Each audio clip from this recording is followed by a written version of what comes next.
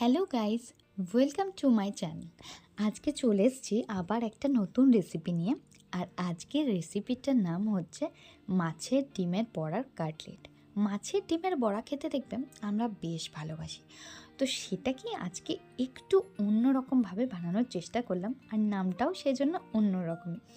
Mainly এটা মাছের ডিমের বড়াই, বাট একটু অন্যরকমভাবে। চলো তোমাদের সাথেও রেসিপিটা শেয়ার করে নিই। রেসিপিটা বানাতে আমি নিয়ে নিয়েছি 200 গ্রাম মতো মাছের ডিম, আর নিয়ে নিয়েছি আদা থেঁতো করে, আর লঙ্কা কুচি, পেঁয়াজ কুচি, বেসন, আর হচ্ছে কর্নফ্লাওয়ার, আর একটা বড় আলু সিদ্ধ করে নিয়েছি। আর মশলাতে নিয়ে নিয়েছি জিরে গুঁড়ো, ভাজা মশলা, হলুদ গুঁড়ো আর নুন। এবার মাছের ডিমের মধ্যেই আলুটাকে বেশ ভালো করে মাখিয়ে নেব। এরপর তাতে এক এক করে বেসন আর কর্নফ্লাওয়ার দিয়ে দিচ্ছি।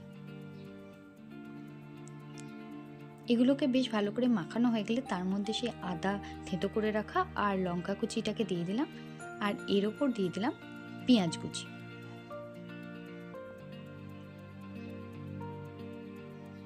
তারপর সব মাখানো হয়ে গেলে মশলাগুলোকেও এর মধ্যে দিয়ে এটাকে বেশ সুন্দর করে মাখিয়ে নেব। এবার কড়াইয়ে তেল গরম করতে দিয়ে দিয়েছি, আর তার জন্য আমি দোকান থেকে কিনে এনেছি এই লেরো বিস্কুটগুলো, যেগুলোকে মিক্সিতে আমি গুঁড়িয়ে এনেছি। এবার ওই মাছের ডিমটাকে এর মধ্যে দিয়ে বেশ একটু কোটিংটা বেশ ভালো করে এদিক ওদিক থেকে দিয়ে করে নিয়ে তেলের মধ্যে ভাজতে দেবো।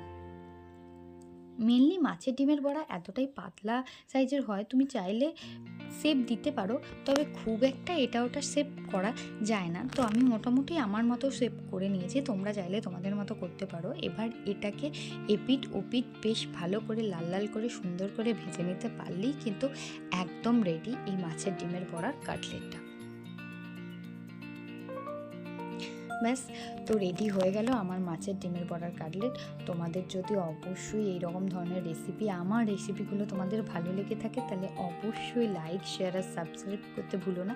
তোমাদের সাথে দেখা হবে আবার নেক্সট কোনো রেসিপি, নেক্সট ভিডিওতে। তো আজকের মতো এই পর্যন্তই, আর ভালো থেকো।